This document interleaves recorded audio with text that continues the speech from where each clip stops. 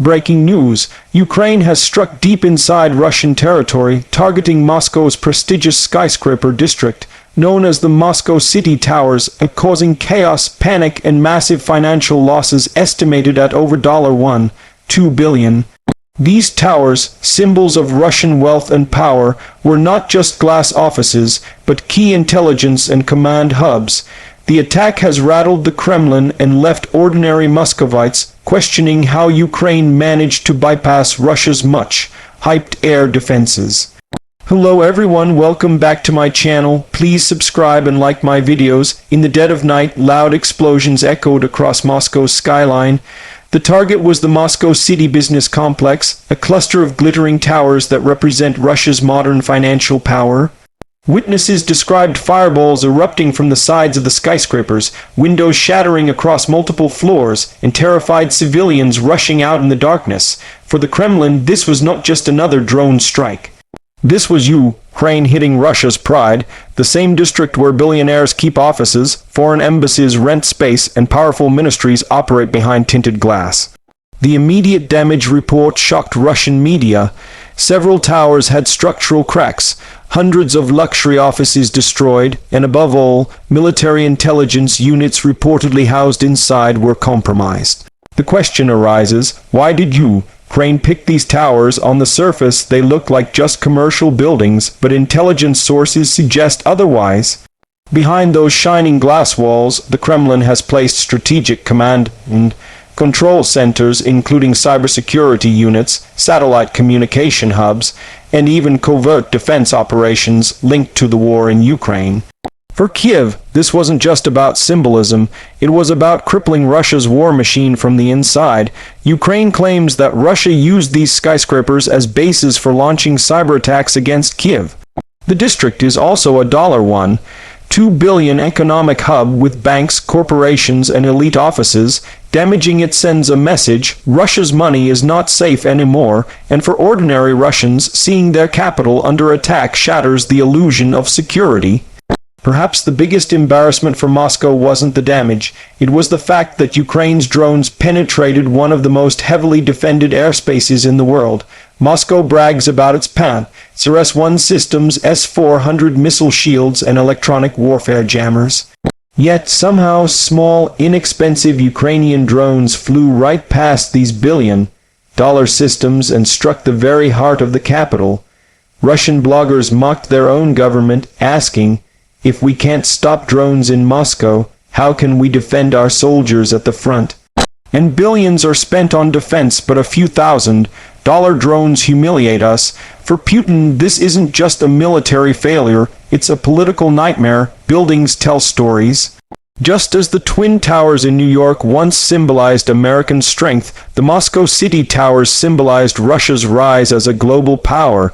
Ukraine striking them sends a chilling message: your symbols are not untouchable, your wealth cannot shield you, and this war will follow you to your capital.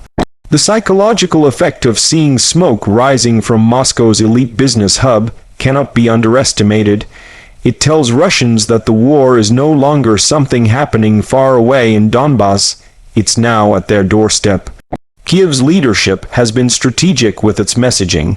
By striking Moscow, Ukraine is proving that Russia is vulnerable despite its nuclear arsenal. It is showing Western allies that their weapons and support are making a real impact. And it is warning Russian oligarchs, the billionaires funding Putin, that their fortunes are not safe. This strike wasn't random. It was a carefully calculated move designed to gain maximum international attention. The Kremlin immediately went into damage control mode. Russian TV channels downplayed the attack, calling it minor damage. Officials claimed all drones were intercepted, even as images of burning skyscrapers spread online. And Putin ordered immediate reinforcement of Moscow's air defenses. But the truth is clear: if drones can reach the capital so easily, Russia is not as secure as it pretends to be. This realization is now shaking public confidence inside Russia itself.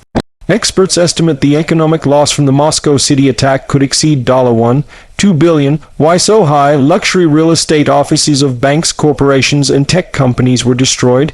Cyber hubs and command centers were compromised. and many foreign investors may now pull out of Russia due to security risks. This single strike doesn't just damage buildings, it damages investor trust, Russia's economy, and its image on the global stage. Ukraine's attack on Moscow City proves a turning point in the war. Kiev is no longer on the defensive, it's taking the war inside Russia itself. Moscow can no longer pretend its civilians are safe. The balance of psychological warfare has shifted. The war is now not just about trenches and tanks, it's about symbols, psychology, and economics. If Ukraine can strike once, it can strike again. Will Kiev now target more Moscow landmarks? Could the Kremlin itself be at risk? And will Putin's allies, like China or Iran, continue backing him if Russia looks weak? These questions now dominate global headlines. One thing is certain, this strike has changed the war forever. Across the world, analysts are calling this a game changer. In Washington, officials praised Ukraine's boldness. In Europe, some worry the war may escalate further. And in Asia, countries like China quietly watch, questioning whether Putin is still the strong partner he once promised to be. The attack has shaken not just Moscow, but the entire geopolitical chessboard. Ukraine's strike on Moscow's $1.2b skyscraper district wasn't just a military operation, it was a symbolic earthquake. It exposed Russia's weakness, shattered the illusion of security, and proved that no fortress is safe. For Russia, it's a nightmare. For Ukraine, it's a message of defiance. And for the world, it's a reminder that this war is far from over. The skyline of Moscow may never look the same again.